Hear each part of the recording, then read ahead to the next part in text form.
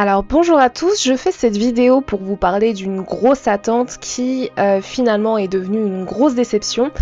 Alors je veux parler de House of the Dragon, la saison 2 donc du spin-off de Game of Thrones, qui est revenu récemment cet été après une attente interminable qui nous a séparés de la première saison. La première saison qui avait été vraiment un triomphe, j'ai envie de dire, autant un carton du box-office série 1 que en termes de critiques et de notes.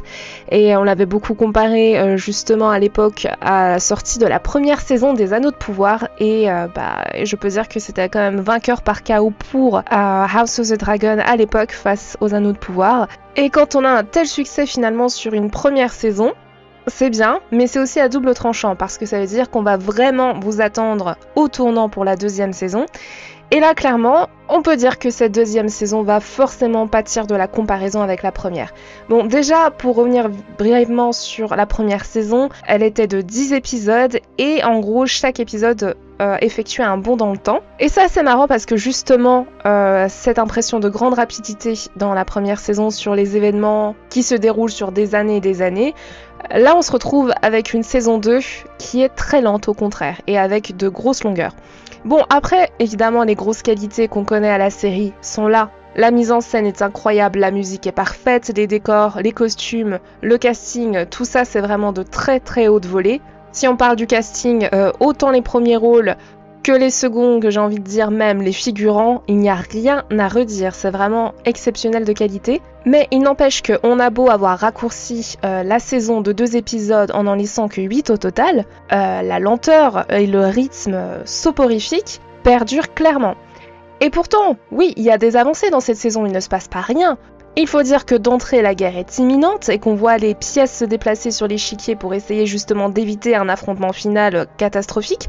Et pourtant, au fur et à mesure que le conflit progresse, que la guerre fratricide avance et monte en tension, la série n'arrive pas à décoller et elle reste sporadique au niveau de l'action au cours de cette deuxième saison. Avec quelques moments, on a l'habitude des bangers, des moments vraiment frappants qui vont faire monter un bon coup la mayonnaise et embraser un peu tout le monde parce qu'on se dit que ça y est, on tient quelque chose, la série est vraiment, ou en tout cas la saison est vraiment partie. Mais au final, ces moments sont tellement parsemés à travers les épisodes et tellement clairsemés qu'on a l'impression qu'à chaque fois qu'il y en a un qui surgit, on sort plutôt d'une lente léthargie et d'un gros coma, quoi. Tellement c'est sporadique et ça manque de rythme. Finalement, la deuxième saison donne quand même l'impression qu'on a beaucoup de remplissage, on a beaucoup d'intrigues secondaires, de personnages qui vivent des choses pas forcément passionnantes et en tout cas qui ne font pas avancer le plot principal. Je donnerai juste un exemple parce qu'il y en a à l'appel et que je ne veux pas spoiler, les hallucinations de Daemon.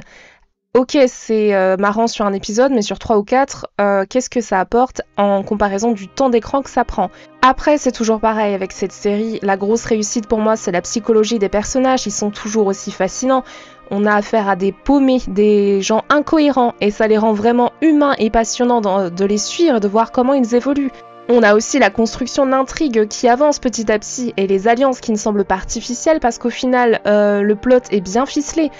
Mais n'empêche que malgré les qualités énormes et évidentes de la série, on reste un peu sur sa fin. On parle quand même d'une série épique de fantasy avec des dragons, des machinations et une guerre médiévale. Ça peut pas être chiant quelque chose comme ça. Alors à chaque fois, ce qui a été fabuleux cette saison, c'est que je me serais dit, bon ok, là c'est en train de vraiment se construire et ça va éclater à l'épisode suivant. Sauf qu'on se dit ça jusqu'à la fin du 8e épisode, où là on se dit clairement, ça fait pchit.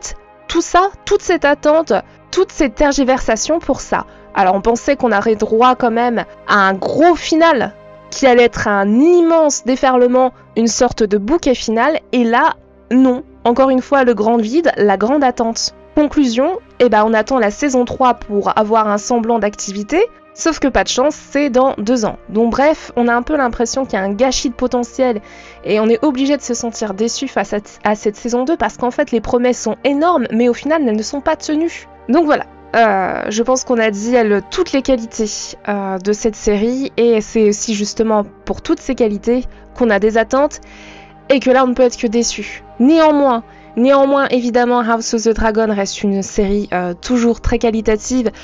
que je prends vraiment plaisir à regarder tant elle est pleine de qualités qui font défaut à tellement de séries environnantes.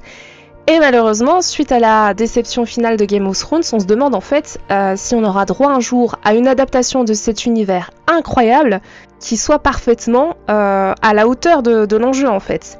Donc voilà, il ne nous reste plus qu'à attendre la saison 3 ou même le prochain spin-off au point où on en est.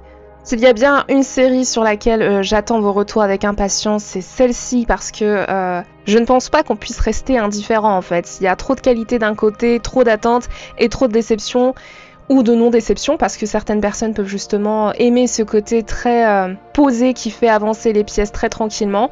Peut-être. Quoi qu'il en soit, n'hésitez pas à partager tout ça dans les commentaires. J'ai hâte de voir ce que vous en avez pensé. En attendant, à très vite pour une prochaine analyse de série ou de film.